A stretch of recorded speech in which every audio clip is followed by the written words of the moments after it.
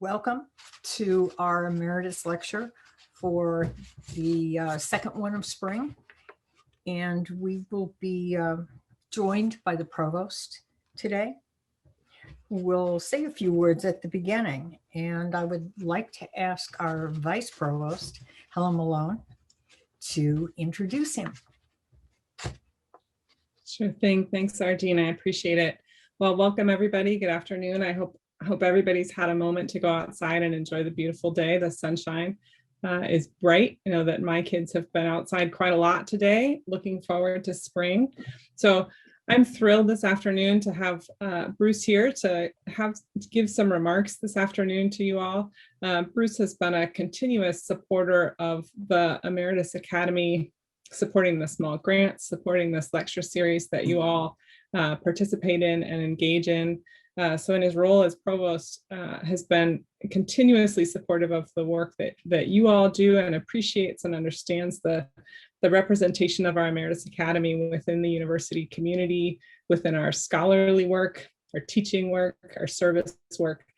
So with that, Bruce, I turn it over to you.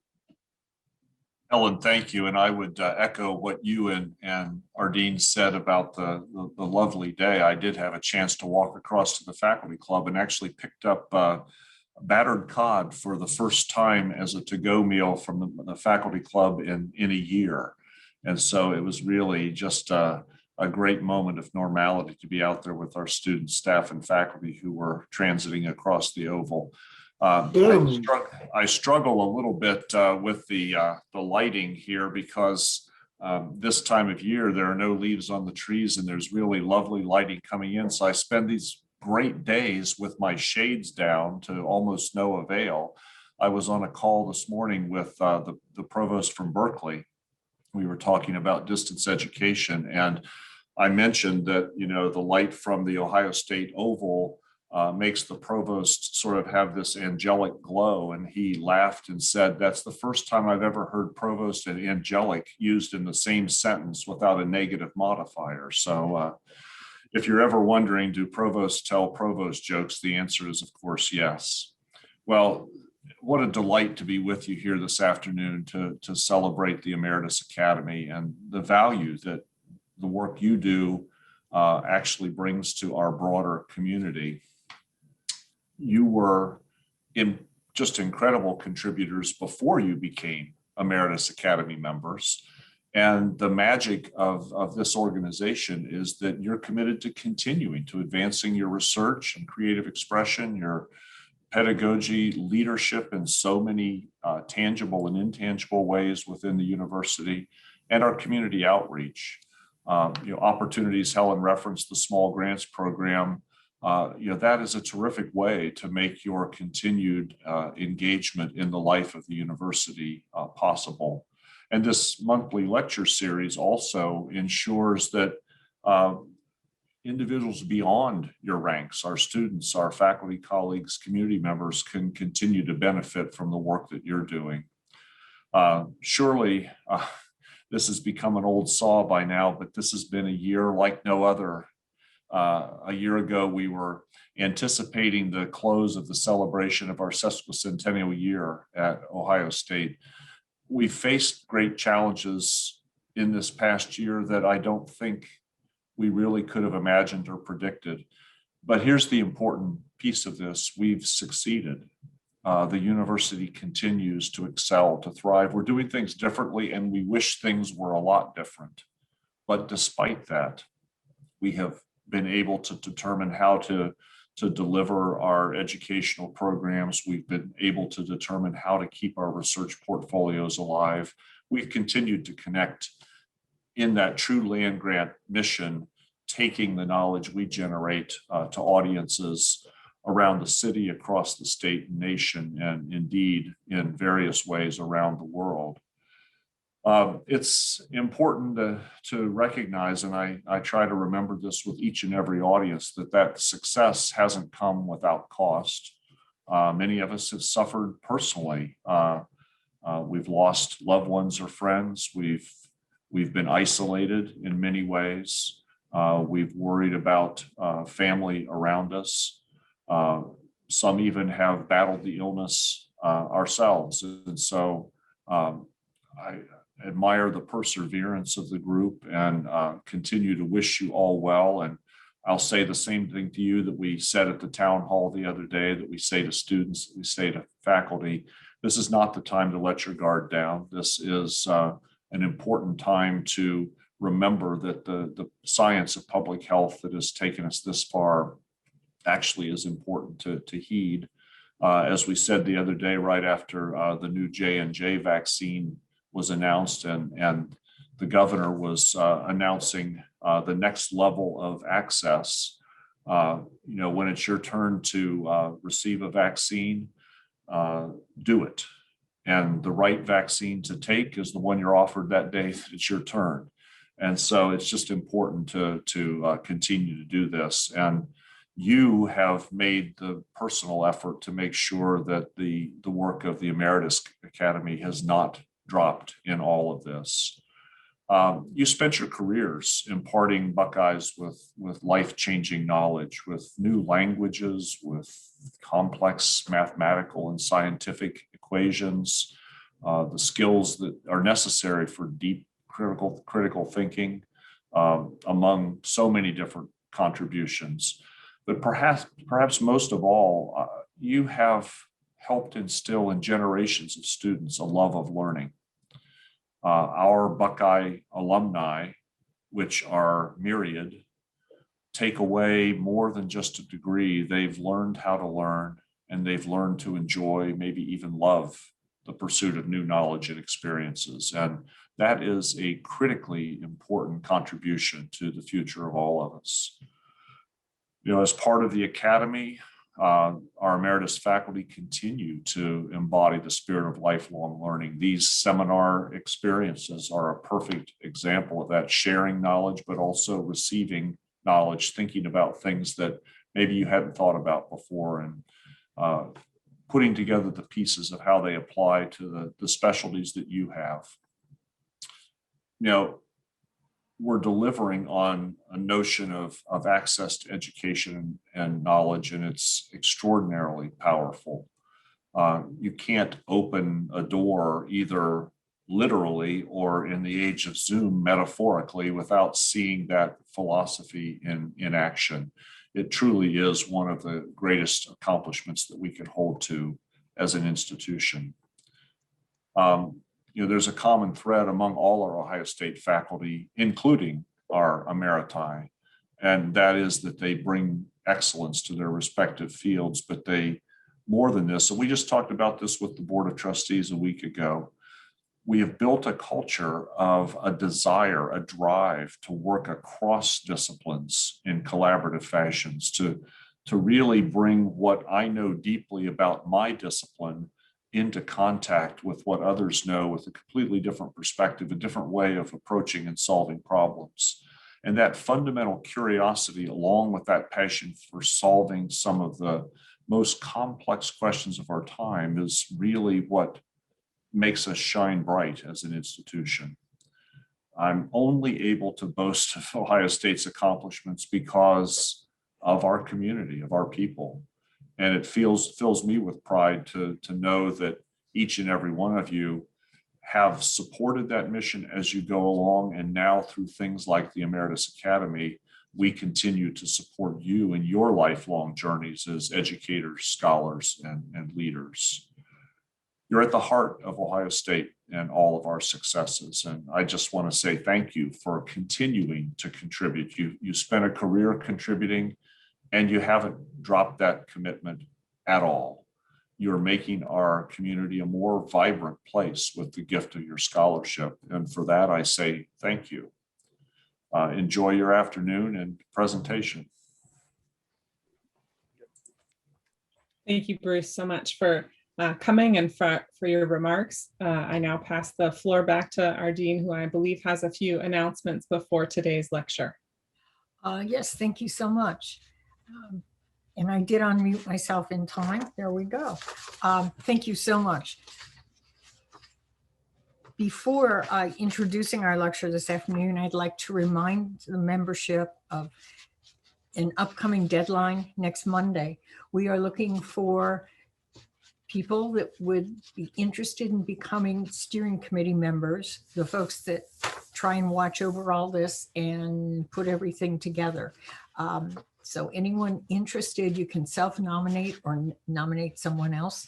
Please simply email me, nelson.13, before the end of the day next Monday, and we'd appreciate your participation.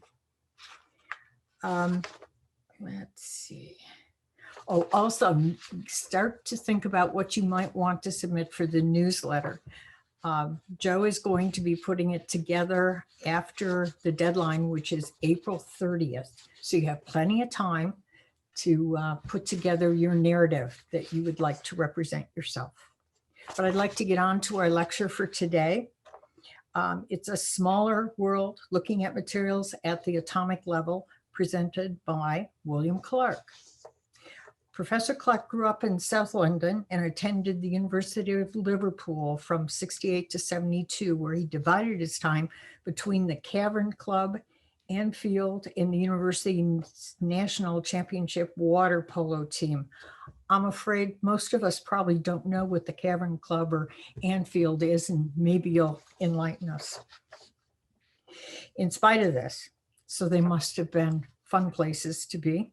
In spite of this, he graduated with first-class honors in physics and material sciences and was awarded a Science Research Council studentship in the Department of Metallurgy in the Science of Materials at the University of Oxford, where he was the Brockhose Scholar in St. Edmund Hall. He received his doctorate degree in 1976, studying the structure of interfaces in metals, and remained at Oxford as a Science Research Council Fellow until 1978.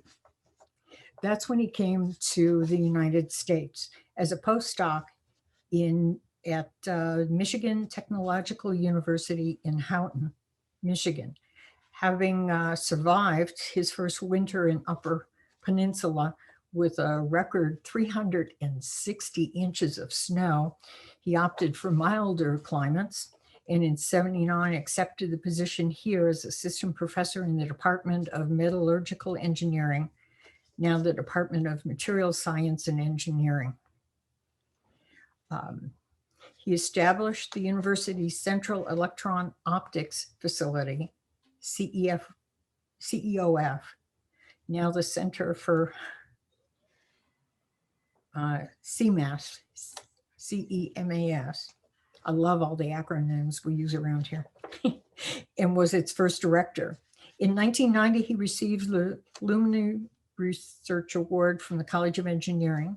He served as the director of Minerals, Metals, and Materials Society, and was awarded the Distinguished Service Award in 1999, and is a fellow in ASM International.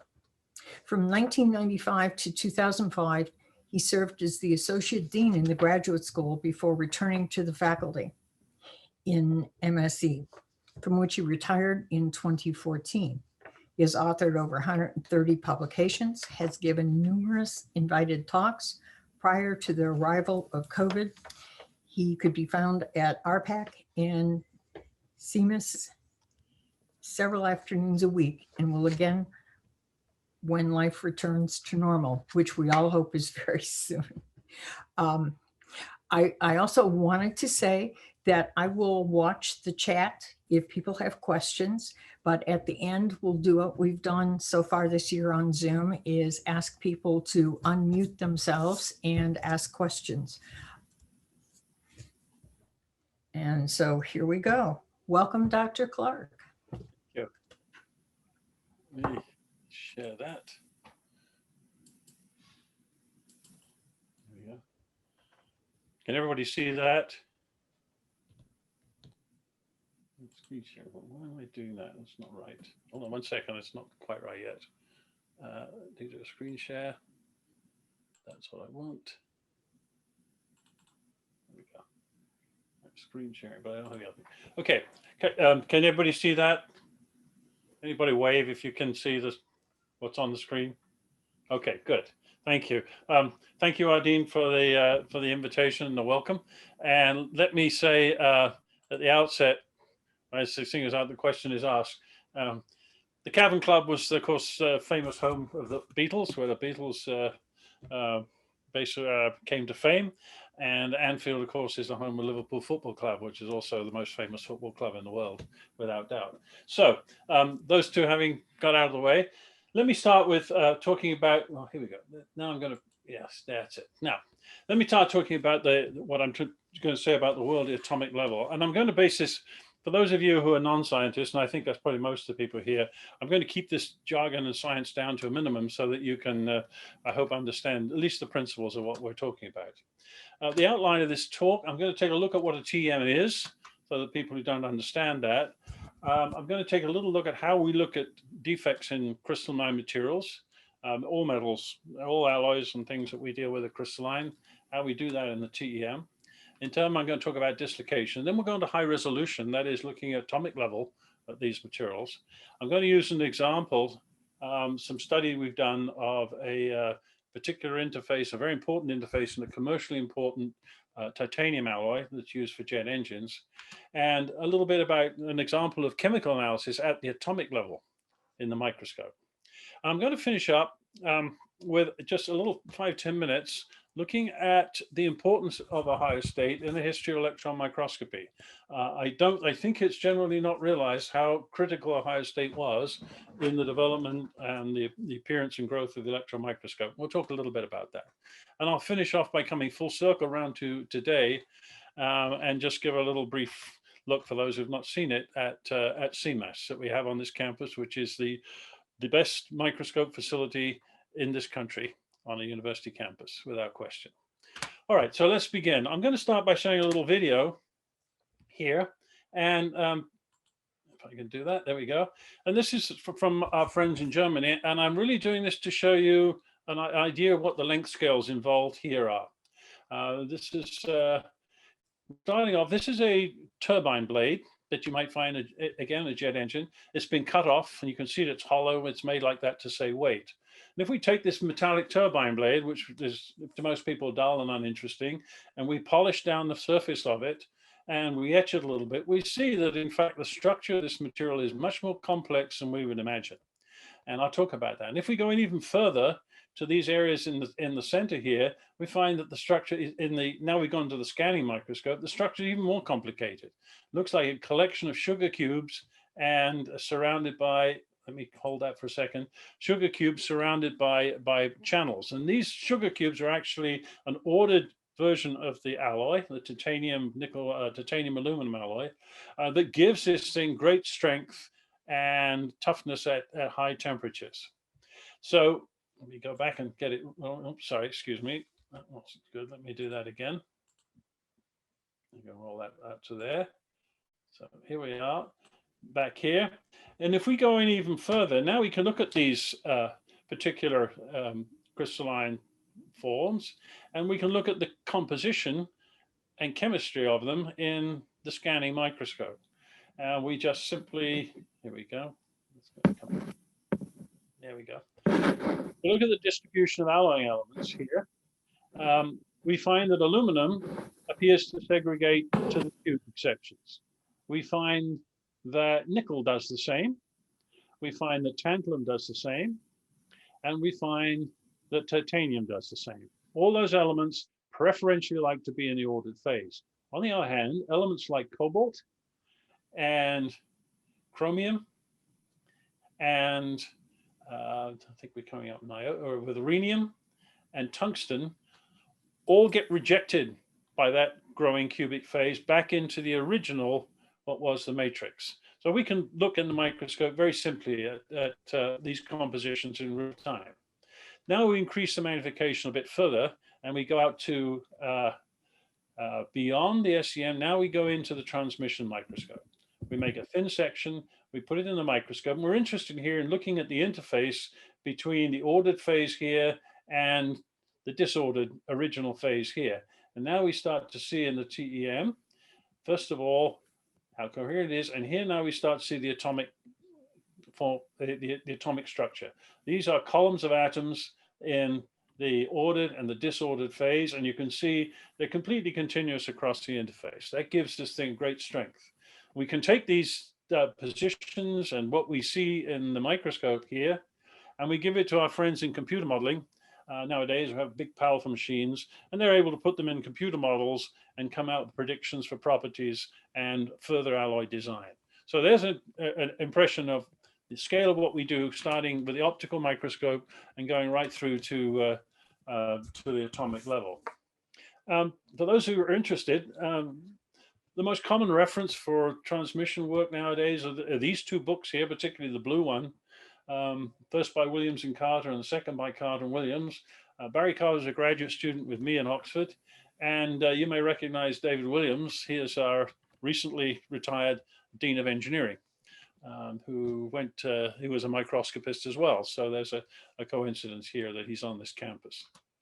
Now, let me start by just talking a little bit, for those who are not familiar, what a TEM is compared to a light microscope. Here's a light microscope that we all use in high school classrooms. And there's a transmission electron microscope of the kind that we have across the street on that side. The elements to the microscope are the same in both. We have a system to provide illumination. Here it's a mirror that you shine a light on. Up here it's a big electron gun generating high energy electrons. We have in the middle the specimen stage that allows us to manipulate the specimen and move it around. Here it's moving it around. Here at the specimen stage, we do a variety of other things. We tilt the sample, we can heat the sample, we can strain the sample, we can do all kinds of things to it in our specimen stage here. And finally, we have some kind of imaging system. Here we have an objective lens and an eyepiece.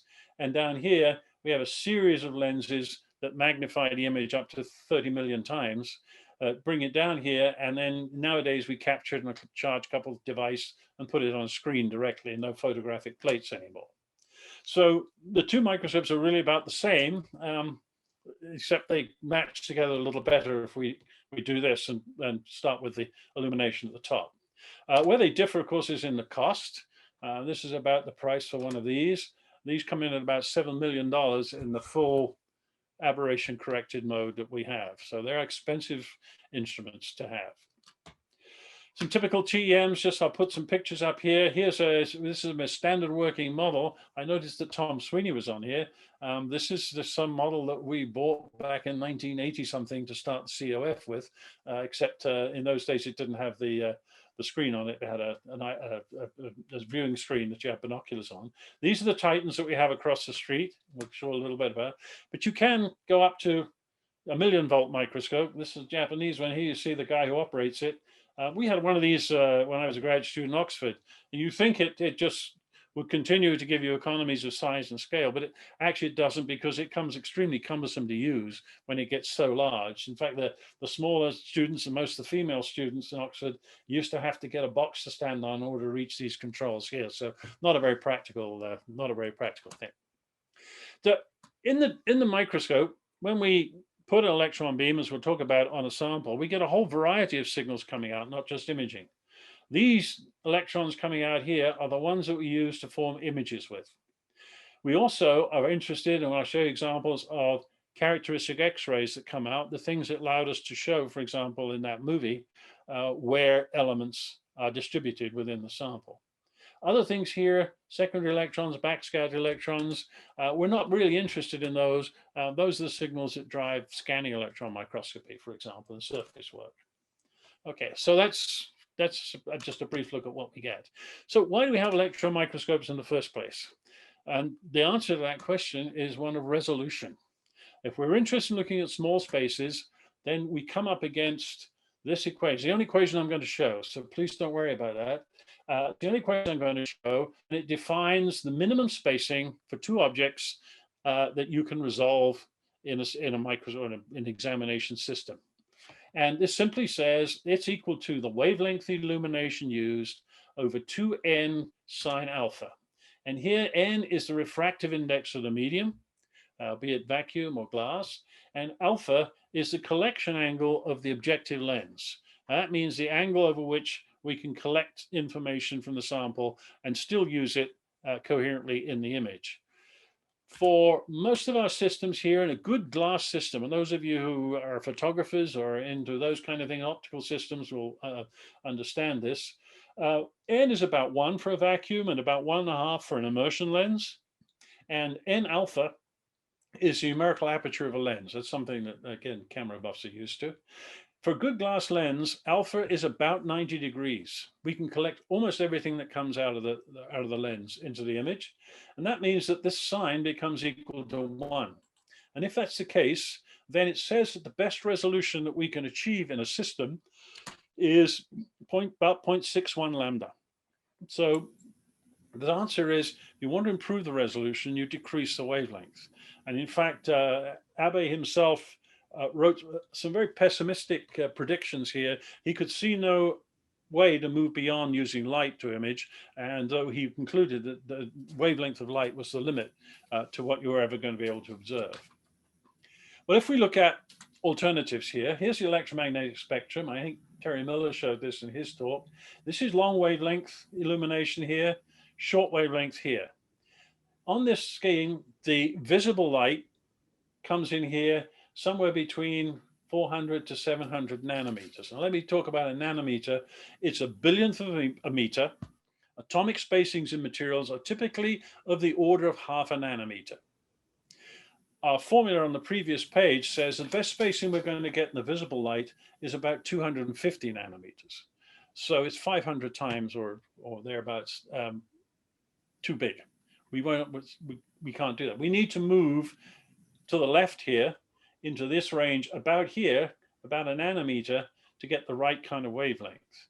We could do it with X-rays here, but X-rays don't help because we can't focus X-rays. And so they're not really a candidate. But fortunately, quantum mechanics comes to our aid. And the postulate of de Broglie in 1924, I think it was, said that you can consider an electron, which we think of as a charged particle. You can actually consider it as a wave and give it a wavelength based on its energy. And that wavelength is roughly 1.22 over the square root of its energy that it's been accelerated through. So that means we can now think of it as a source for a microscope. The other advantage it has, of course, electrons are charged. And we know that if we put charged particles and things through magnetic fields, they get deflected. And so we have, for example, a magnetic field surrounding any wire through which we pass a current. And so we have a way then to think about how we might deflect and focus these electrons and put them into a lens. All right, so here are the wavelengths typically for electrons accelerated by a variety of voltages here.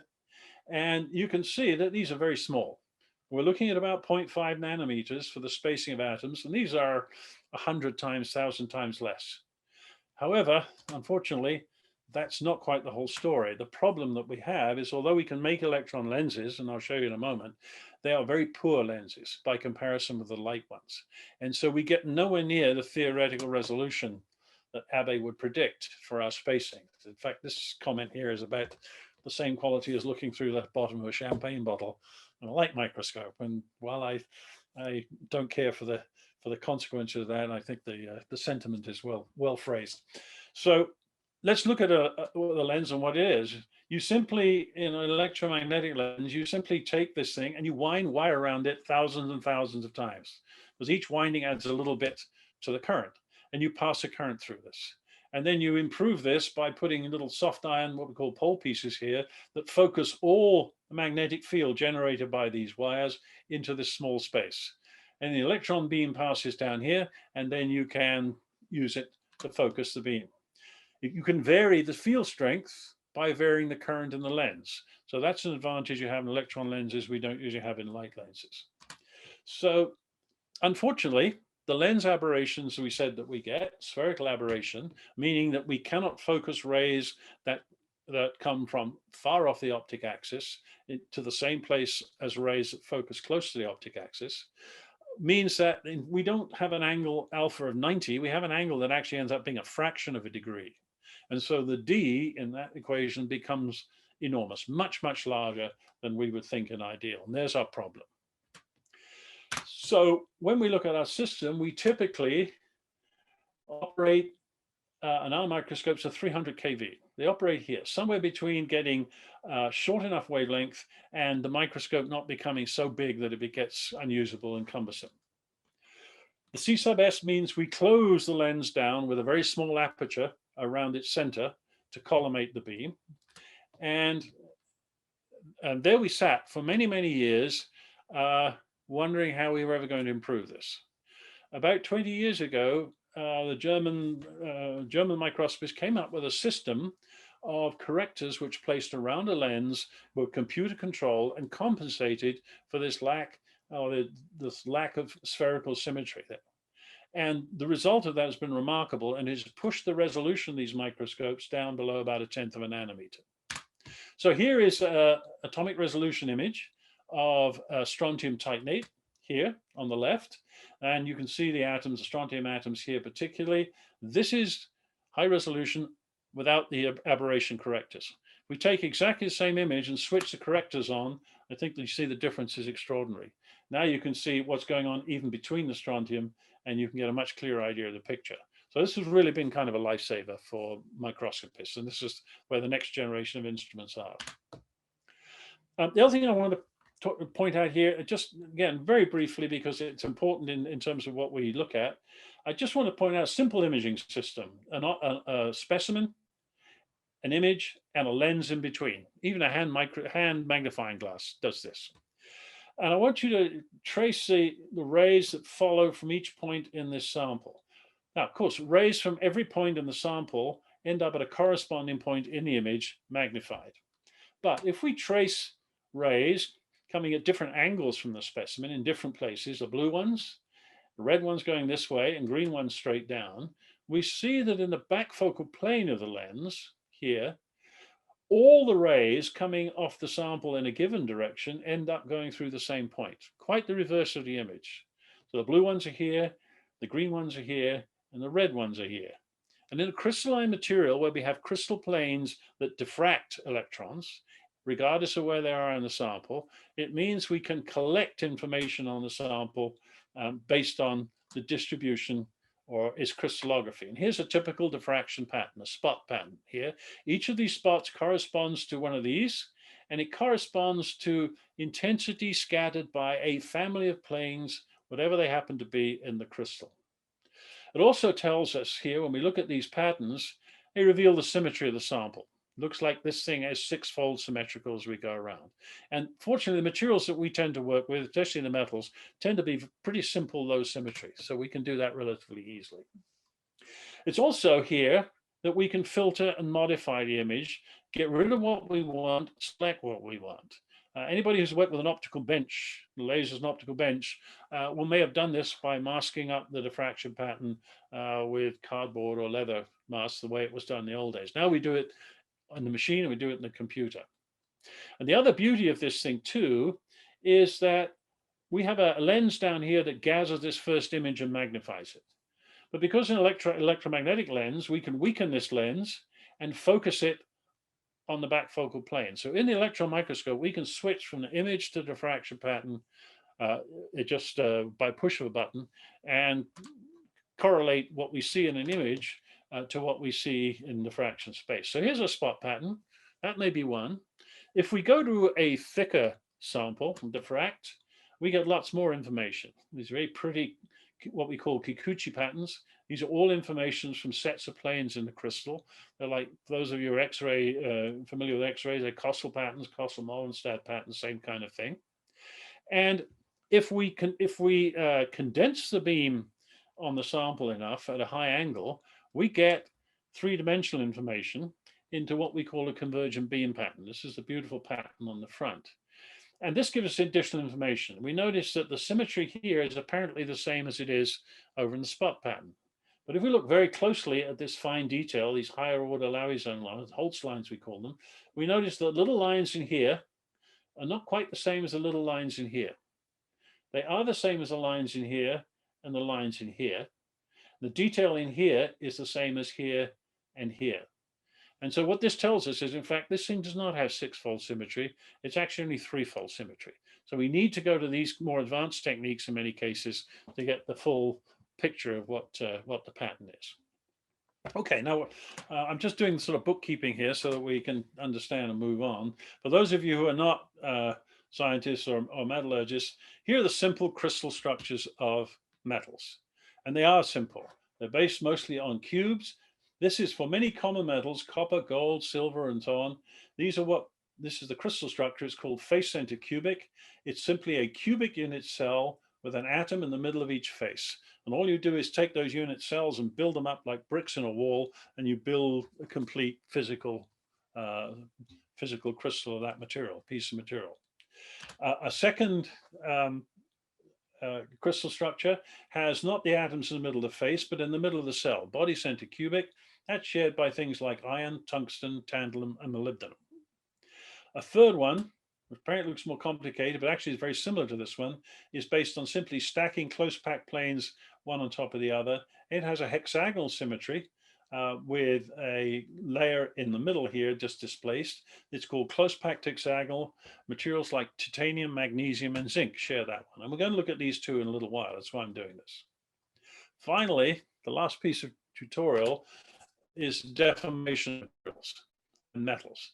Most people understand how you deform a metal. You can take a bar of metal and bend it, and then you find if you try to unbend it, it's a lot more difficult. And the reason for that is we generate inside this defects called dislocations that accumulate and tangle with each other and prevent the reverse or harden the material, we call work hardening, and make it difficult to continue to work. And the analogy for how this works and dislocation works is to think about trying to shear a crystal along a plane like this, a metal crystal. It's difficult to break every bond simultaneously, but if you do them one at a time and just shunt this thing across, a little bit like the inchworm, then you can do it with a much lower energy penalty. And here's an example, this little video. You can see the single plane moving across, and at the end of the day, the top half of this crystal has sheared with respect to the bottom by one spacing, and you can keep repeating that. So these accumulate that. So we can see dislocations. Because they disrupt crystalline perfection, we can see them in the TEM, and now we can start actually looking at something. So dislocations in the transmission microscope. Now you need to remember that in the TEM, our sample is a thin section. It's a bit like the fruit fly in the optical microscope in high school. It's a thin section. We push electrons through it and capture the image on the other side. So in reality, we're looking at a two-dimensional projection of a three-dimensional object. And here's just a schematic. Here are some dislocations in a foil, and really they look like this. This is what we're seeing. These things interact with the top and bottom surface of the foil. They cannot end inside a crystal. They end in either on the external surface or on an internal interface between two grains. So here's an example of one of these, and this is in a stainless steel. And I think this is pretty. There are two grains here that are not in the same relative orientation to each other. So they're twisted with each other. And this is the interface in between them down here. And again, it looks like a ribbon because we're seeing a section. This intersects the top surface of the foil. This intersects the bottom. So it's really inclined to our field of view. And here are dislocations also inclined to our field of view, marching along on a plane and intersecting and interacting with this interface. And one of the things I've been interested in for a long time is how these interactions take place, because we'll notice that in this interface are these nice, well-arranged, equally spaced rows of defects, which we would liken to dislocations. And somehow these dislocations get absorbed into this structure and equilibrated. And so in the microscope, we can see that. A more complicated one, you can see in a material like silicon. Okay, here is silicon, and here's a boundary in silicon. Here's a dislocation arriving at this point X here in the interface. And I think you can see at the point X in the interface, it splits into two. Here's 1 and 2 coming out in this direction. And not only is it split into two, but these themselves split into something that looks like ribbon. In other words, they split into a pair as well. And these will be partial dislocations. But we can see how complex these interactions of dislocations with interfaces are directly in the TEM. Another example down here, in the same material, the same interface, you see the complexity of the structure here as these dislocations interact with the interface itself, and these pairs and networks that get formed. So life is much more complicated than we think. Metals are not just pieces of inanimate objects that we look at. I can prove that even further. We can actually see dynamically what these things do under the action of applied stress or temperature. Here's a video, and here are dislocations inside a foil, and you can see them moving around. And that's what they do. They'll move around and they'll collect and accumulate until they're out of the surface. Again, remember, each one of these intersects the top and bottom of the foil. But, you know, it's always been, as I think I said in the outline of the talk, one of the fascinations of taking this piece of inanimate metal and putting it in the microscope, and all of a sudden it comes to life and all this starts to happen. But it's more than just a curiosity. This is real science. This is a particle. And we put particles into a lot of metals exactly to impede the motion of dislocations, to stop them. And we'll see, here's a dislocation coming in from here, and it gets hung up on this particle. So what happens, it's like people getting on a train, another one comes up behind and gives it a push, and another one comes up behind, and so on. And with each one of those that appears, the stress on the front one grows until we get to the point where one of these comes in, and this one breaks away, and this one starts to climb over the particle, around it, and gets all the way around it and goes off on its way. So these are mechanisms that take place inside materials for strengthening, and they've been very important over the years, and we can evaluate them, observe them directly in the microscope. Now, those are dislocations. What happens when we go to high resolution? Here's a high resolution image of a grain boundary in that same silicon sample we just looked at. And here we look directly down the interface here. And this is what we call a special boundary. We can see that the lattice we see here is square, and it's square here, just rotated with respect to one another. So this is what we would call a special boundary. These two crystals are actually mirror images of each other in this orientation across the interface. The other thing that we see as we look at the interface itself, the structure in this interface is these little trifold triangular units here, like so, that just repeat along the interface, along the boundary. These highly ordered interfaces have very low repeat periodicities. That corresponds to low energy. And so we see one, the next one to it is the same thing tilted a little bit and then back to the original and so on. In the microscope, we can process this by doing what we would do in the back focal plane and essentially taking out of this the contrast from the background and just looking at the contrast from the dislocation. Now you can see these little units even more clearly lying along the interface. This is done in the computer. It's essentially the same as putting a mask in that back focal plane diffraction pattern, but we do it in the computer nowadays. That's a simple thing to do. If we're interested in the atomic detail in here, we filter that a slightly different way. And what we see now here, come up, is now we see the actual atom details, these white atoms, columns in the interface itself that correspond. This corresponds to one of these little units. So we can get right down to this level of detail. All right, now I want to spend just a little time talking about this one particular interface, because I want to give the idea of how we use these things systematically rather than just look at pretty pictures. This is a high temperature, it's a titanium alloy, it's about 75% titanium, 25% aluminum, give or take, plus some other minor elements. And at high temperatures, it has the body-centered cubic structure with this cell. At lower temperatures, it switches and prefers to come to an hexagonal structure, which we'll call the alpha phase. This is high temperatures, the beta phase, which is hexagonal. And when we look at this transformation, we find that this alpha phase just grows as needle-like precipitates in the beta matrix. So here it is, looked at low magnification.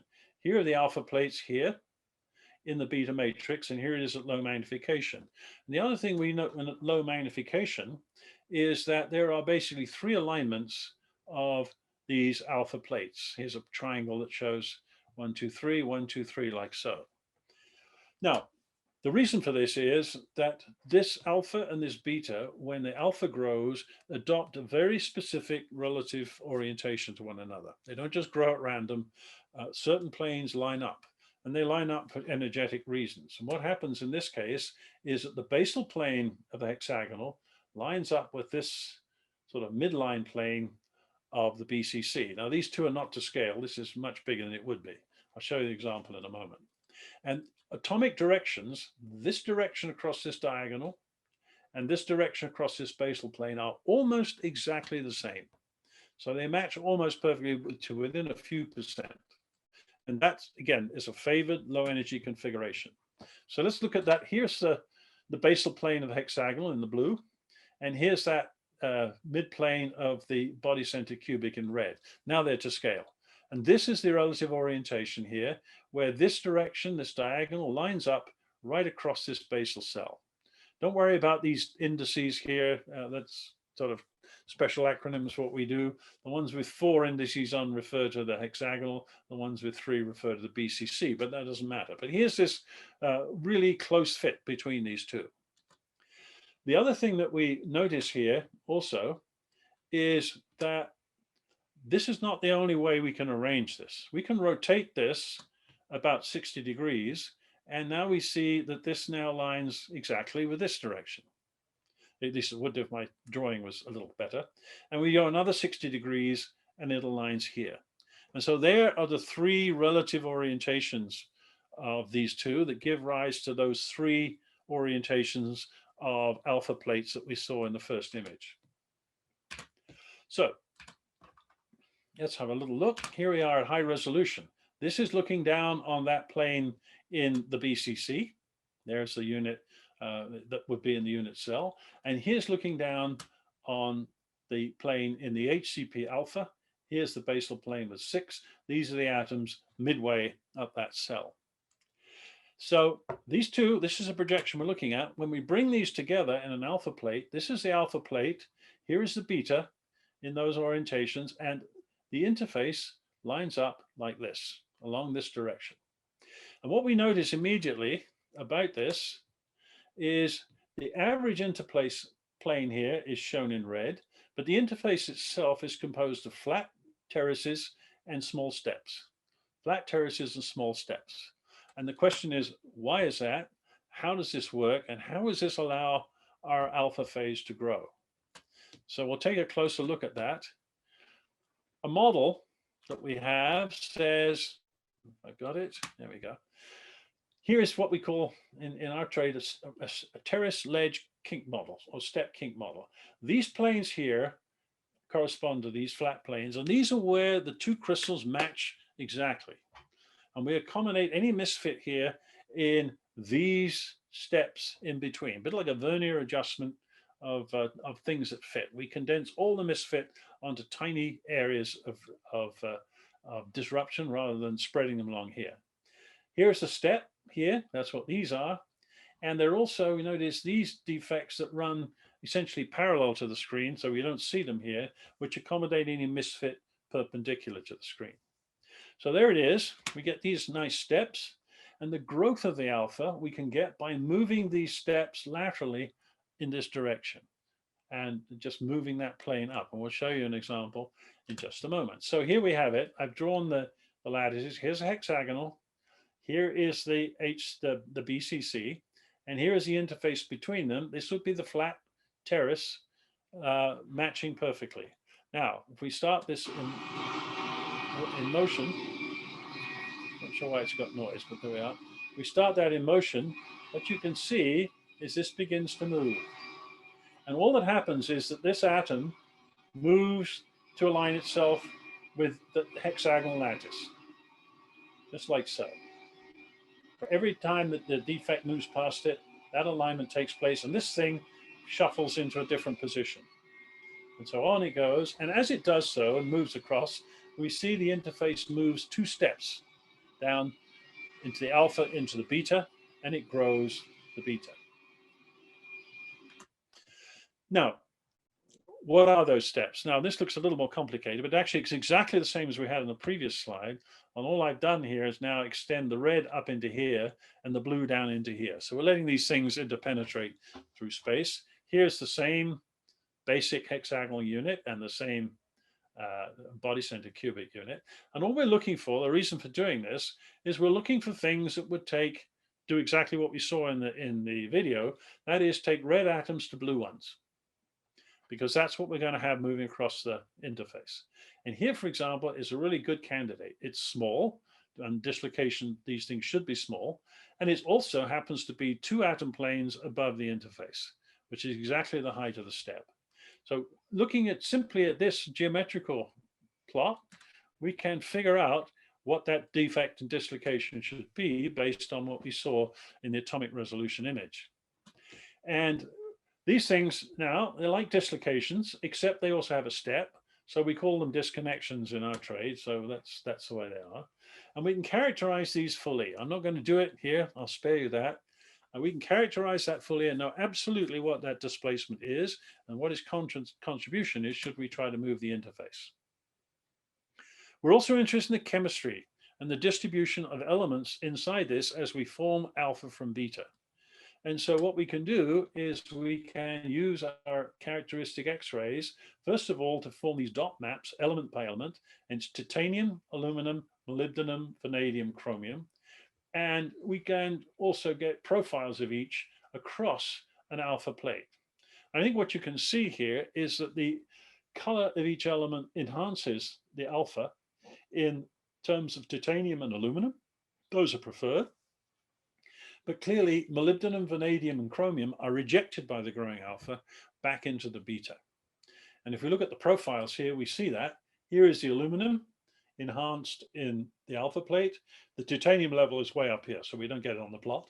But for all these other elements, molybdenum, vanadium, and chromium, we can see that they are basically removed almost completely from the alpha plate as it grows. And that's a mechanism that we have to overcome. We have to get this to move away from the interface in order for growing to continue. So it's important that we understand that. So those concentrations. So we do chemistry as well as crystallography at the same time in the microscope, and we learn a comprehensive picture of the whole system.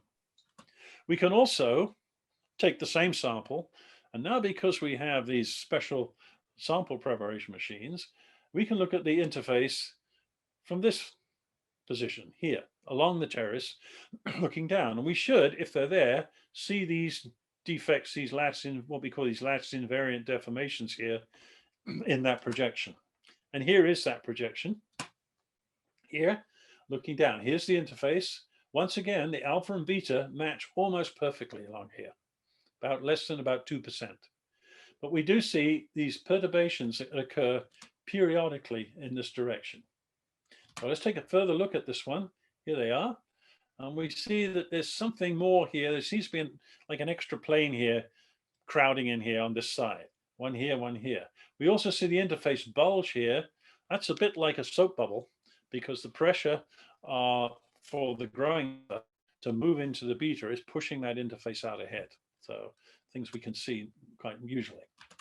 All right, so these are the ones that we saw before, and we got interface curvature. How do we know what they are? Well, we have a special trick again that we can do in the atomic resolution microscope. Here it is. This region here is where this perturbation is. And if you really match planes up, you'll see there's one more on the right-hand side than there is on the left. It's not perfect one-to-one matching. Somewhere in here is this extra plane. So what we do is we draw a small circuit in the atoms, counting atom by atom around here in a crystal, enclosing this defect. And we take the same thing and we draw exactly the same circuit step by step in a region of the interface where we don't have a defect. And the consequence is this second loop now doesn't close because we're missing that plane that was, or whatever was the defect coming into the interface was. It doesn't close, and we call this closure failure here, down here. That is the nature of this extra plane that's coming in the beta, the lattice invariant deformation. It's relatively easy to figure out what it is. We go back to a simple lattice plot here. We do it in our lattice plot. There it is. And if we go to a more informed one, I don't want to go spend time on the details of that, but Here's our hexagonal cell. Here's the view of our BCC cell looking down the corner. And here's our closure failure. And we can figure out exactly what it is in terms of the indices of this, this crystal from that drawing. We can only do that from this particular atomic view. So we need to do that. And I would say that in the literature over the years, there have been various estimates of what these dislocations are based on simple observation of dislocations. And when we go to high resolution, we're able to do it unambiguously for the first time. The only other thing that we're interested in here, well, not the other thing, but one other thing we're interested in is how do these things grow? And what we can do here, here is the alpha plate in the beta matrix. This is the tip of the alpha plate. And if we go to the tip of the alpha plate here, here's the beta matrix. There's the shape we've seen before. But we see these fingers of alpha starting to grow and extend into the beta as the alpha plate grows and extends itself like that. So we can see growth mechanisms directly in the microscope in this way. All right, so that's all I'm going to do on that one. I just wanted to give you an idea of what a sort of comprehensive study of a defect and an interface might be. And I'm just going to do one other thing just to point out the power of these instruments. And that is that these microscopes are perfectly capable of not doing chemical analysis at the atomic level. So here is an aerospace alloy, a 718 plus alloy it is. But we notice that there are areas in here that appear to be ordered and much more structured than the surrounding matrix. Here's a blow up of it. We see these light spots here. And the question is, we know what's in here: nickel, aluminum, titanium, tantalum, chromium, so on. What is responsible for this ordering behavior? And we can actually now look at each set of atoms in turn. We start, say, from here with aluminum. And the aluminum distribution, it shows nothing special. It's not the aluminum that's creating this kind of sublattice. We go to titanium down here. Yes, it is. See the bright spots of titanium showing strongly in these ordered spots in the structure. Similarly with tantalum is doing the same thing and coming back in there. And similarly with tungsten. Those are the elements which are responsible for this ordering behavior, not chromium, not molybdenum, not cobalt, and not niobium. And this matches what we know about this phase ordering by what we call this eta phase in this 718 alloy. So we can actually look at the chemical structure and arrangement at the atomic level and get not just position, but chemistry too. All right, so that's what I want to do about the microscope as time is passing. I want to talk a little bit about Ohio State and go a little bit about the history of microscopy, because I think this is generally not understood on this campus. The first electron microscope was built in 1931 in Berlin by Ernst Rüsker Max Knoll, and Rüsker was awarded the Nobel Prize some 55 years later in 1986. I think he remarked that it was a little late, but better late than never for his work. And this microscope was really a proof of concept instrument that you could actually image things with electrons. The magnification wasn't great, although after a number of years of work, it was improved and was commercialized by Siemens and started to put on the market. So here are Rüsker and Knoll, his supervisor, working on the microscope. And what I put this up for is to show you the detailed blueprint of this microscope, which to me gives back of the envelope entirely new meaning. This is what we had. So, and the reason I put this out there is to show that, you know, for the rest of the world, which would be interested in this discovery, there was very little to go on. It's 1931, to the mid 1930s. Germany is closing down as the Nazis take over. We don't have internet, we don't have email, we have only the regular mail and what gets published. So very difficult for this to be disseminated around the rest of the world. But a number of groups were interested in it and tried it. So the original microscope was only about 17 times better than a light microscope. Eventually got this up to 10 or 12,000, so a big improvement. Well, what happened then? A number of groups were interested in that. There were groups in America, one at Washington State and at Washington University in St. Louis, and particularly one group occur at the University of Toronto in the physics department under Eli Burton. And Eli Burton sort of commandeered these two of his students and put this to them: would they like to build a microscope? These two gentlemen sat down in the kitchen of one of them, and as the story goes, sketched out a microscope with very little to go on, and then set about building this instrument. And when I say build, I mean build. They had to do, for example, they had to design and manufacture their own vacuum grease for the seals. They machined the lenses that we saw here in the machine shop in the physics department, but they had to do it at night after the regular full-time machinists had gone home. So they're frequently machining at 4 o'clock in the morning and doing that. But in spite of all that, they ended up building a microscope, and they built this microscope in just 4 months. About the time it takes us to get a 1303 off this campus, I think, and a purchase order. But 4 months is absolutely remarkable. And not only was it remarkable, this was a remarkably effective microscope.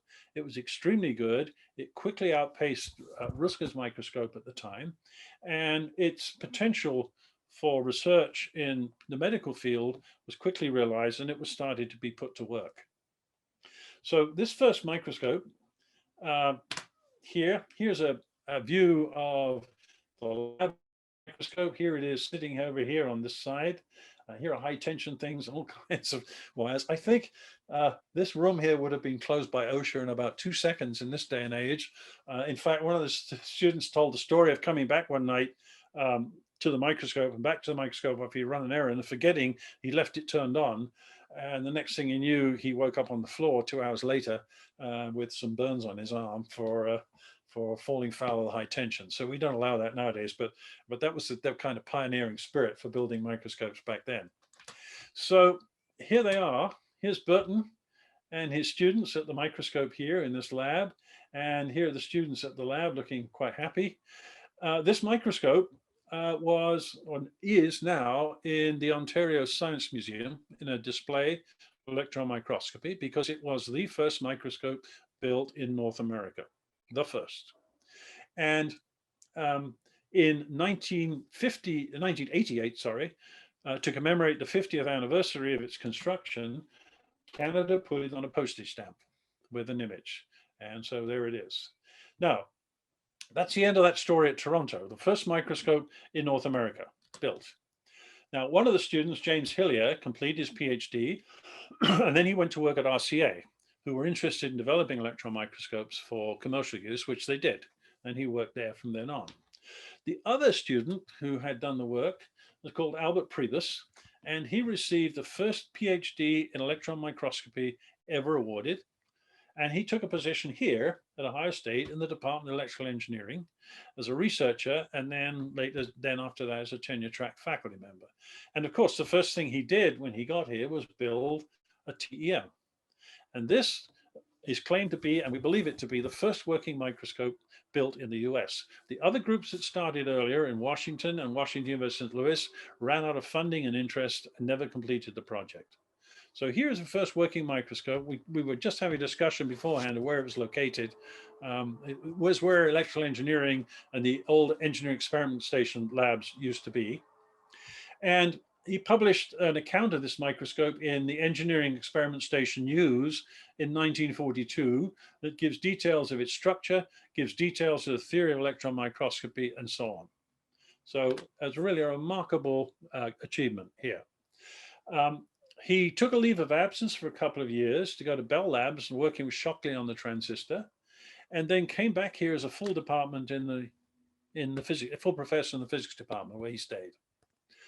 He was also instrumental in the founding of the Electron Microscope Society of America. I believe he was his first secretary, and he was a key figure in that drive. It's now the largest electron microscope society in the world. So the centrality of Ohio State in all this, I think, is generally not appreciated.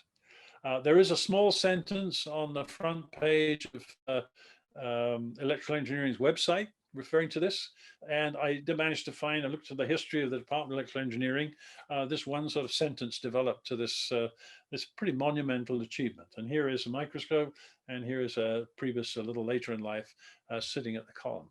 So those of you who knew him, and I unfortunately never did, those of you who knew him, you really walk in the steps of greatness there with Albert Priebus. So that's where we began at Ohio State. Where we are today now is this Center for Electron Microscopy. This world-class center, $20 million investment that was opened 6-7 years ago. Here's our now previous Dean of Engineering. Those of you might know Hamish Fraser and other dignitaries standing here at the opening. Inside, it's nice and European. It's beautifully air-conditioned and controlled. And this is what it contains. It contains not just one of these Titan microscopes, but 1, 2, and 3 Titan microscopes, one set and dedicated for biological work, which I really haven't had time to talk about. A lot of interest, of course, particularly in things like viruses and cancers being done on this campus. There are 4 scanning microscopes over there. Some of you may have students that use them.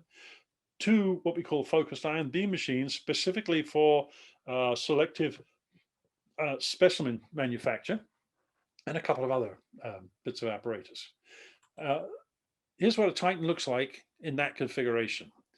We don't see the microscope, it's in a box, and the box is there around it, surrounds it to keep it at constant temperature, free of air drafts and any other changes in temperature or pressure that might take place.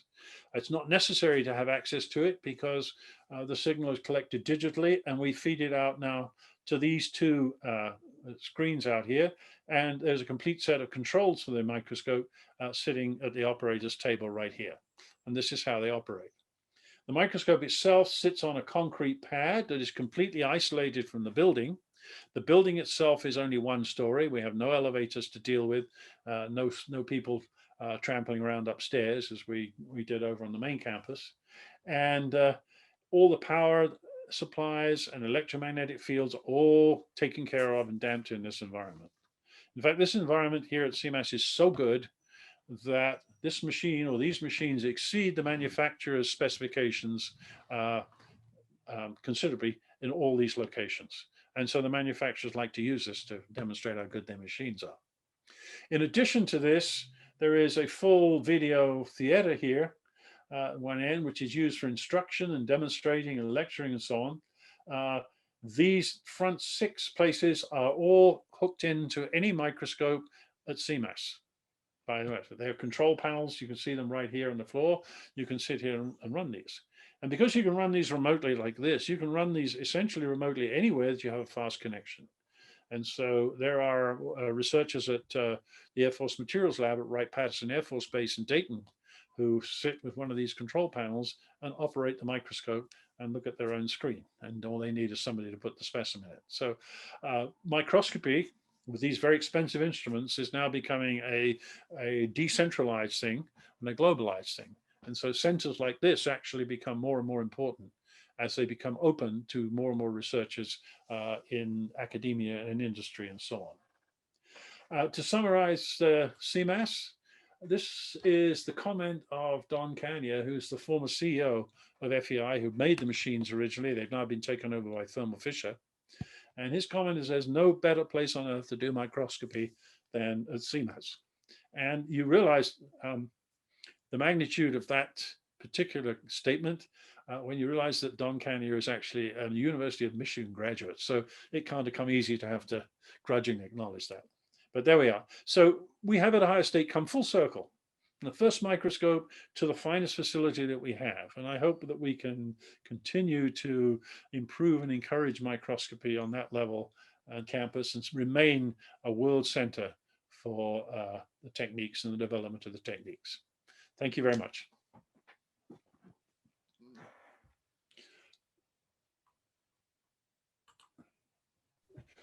Right. Thank you. Thank you so very much. I'll applause for everyone. That was a wonderful learning experience for me. It was really terrific, and we do really appreciate it. I have a couple of questions over in the chat that I can read. Is there anyone that would, well, I'll start reading unless, let's see, the first one is Gary Kennedy. Would you like to verbalize it yourself or okay, I can see it. Yeah, if you want to do that. Yes, it is in some cases. I mean, if Gary, if we have a transition from alpha to beta that takes place at temperature, as we drop the temperature, if we reverse the temperature and take it back up, then that interface can go back and go the other way. So many of these transformations that we see in here are actually quite reversible. So yes, you're out. The answer to the question is yes. Does that take care of it? Yes, thank you. Okay. Mary Jo's question about the engine. In fact, I was going to remark on that because the failure in the 777 engine, whether it was the cause or not, but is one of those fan blades coming loose. It broke. And fortunately, jet engine cowlings, and this should give you some comfort when you fly, the cowling around a jet engine is designed to contain a disastrous failure inside the engine. And so that's why it didn't take the wing off this plane. So yes, it can. I'm sure people are going to take these fan blades because there are several other incidents now in 777s. And I'm sure they're going to take those fan blades and they'll be doing a heavy forensic analysis on them, including microscopy and the failures. So yes, indeed, they will. Yeah. Yes. So thank you, Hank Fresh, for designing those isolation pads. You know what went into the building of CEMAS in that case. So and it's they work very well, and we very much appreciate it. So quite an undertaking. Excellent. Okay, well, that's all the questions in the chat list. How about anybody else? Please turn on your microphone and ask. This is Pat Osmer. Can you hear me? Yes, I can. Well, it's not so much a question as a comment and maybe a lead into something. But first of all, thanks for a great talk. And as you may know, I'm an astronomer. Right. You also may know that there is more similarity than I would have guessed until I started learning about this myself between telescope optics and electron microscopes and so on. Absolutely. And that we're using ours remotely just as you are, but more, so those are just kind of general comments. But I'm pretty convinced actually that things we do in data analysis and astronomy is going to come into some of the imaging now being recorded digitally with these microscopes, and it'll be fun to see how that goes.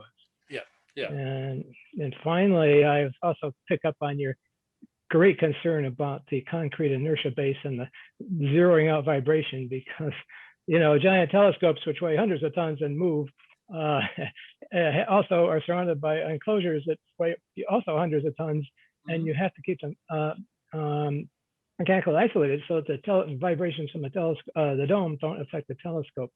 So the commonalities I couldn't resist commenting on, but and it is just a great facility we've done, and your work is fascinating. So thank you. Yeah, I would respond and say, one of the big advances and the biggest advances in the last 20 years to go with things like the aberration correctors is the increasing power of the available computing that we have online on the machines. And so now, we're processing images in real time and filtering them in real time. And that, was something that was not available 10, 15 years ago. And I'm sure that I take your point. I mean, I understand that the vast data sets that you deal with in astronomy, and I think there's a lot of commonality there. Yeah. I have a question. My name's Sam Stout. I'm in anthropology, and I do bone, and not those materials. But how, in terms of your microscope, what section thickness of the sample are you working with? It really depends. I mean, I had there's a video I had that I didn't show you because of time. We do some work, for example, with dental amalgam, not dental amalgam, but dental pulp and dentine, similar kind of bone materials. And we can section those, and you can look at them in the surface. And one of the things that we can do is take serial sections and build up a three-dimensional model of that. And you can do all kinds of things with that in the computer. But in terms of TEM, to look right through it, for a light material, probably, well, it depends on if you want atomic resolution or not, but for imaging, probably less than about a micron thick. Yeah. I mean, bone's quite light, so it's electrons penetrate that better than they do some heavier materials. So, but something like that. And we can make those kind of sections very, very easily. From a practical standpoint, how do you make those sections? And with bone, is that's our major problem. We're getting serial sections and thin sections. Yeah, well, I didn't have time to talk about the focused ion beam, but what the focused ion beam is, it's essentially a scanning microscope, and it has a gun, a heavy ion gun, fires gallium at it. And so you can magnify your field as much as you want in the SEM, and then you can basically draw a trench around the area you're interested in, and both sides of it, and you can pluck this thing out. I mean, it's really a neat technique. So you can go specifically to exactly the feature or area that you're interested in and take your sample right out of that. And then you can thin it a little bit. But yeah, we can get samples out straight away with those kind of techniques. Yeah.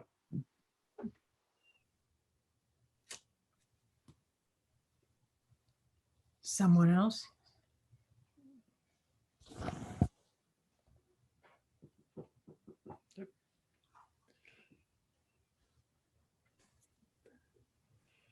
It's tea time, I think. Well, perhaps it is.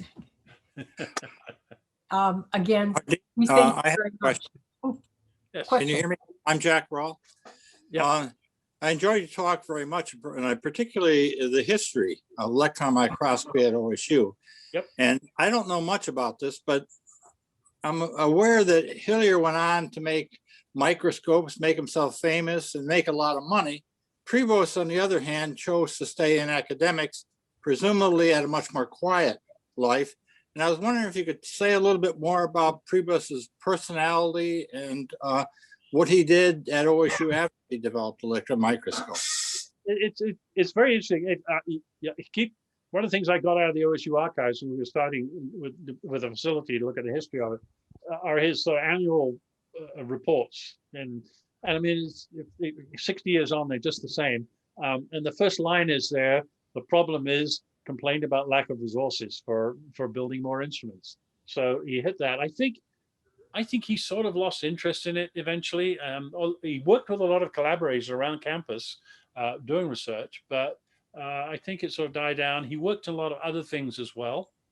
I also know personally, he was a passionate ornithologist, and so he actually also built a lot of high-powered optical lenses based on his knowledge for photographing birds with.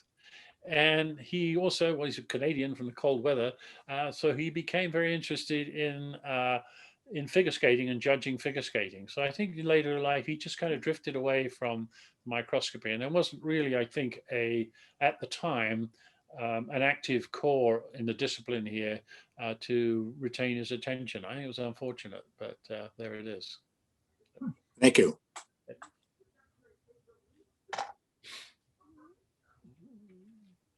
Dr. Clark, Yes, I sir. was wondering if you could just share a little bit in terms of the utilization of the facilities there on campus, and what is the greatest utilization by, say, discipline?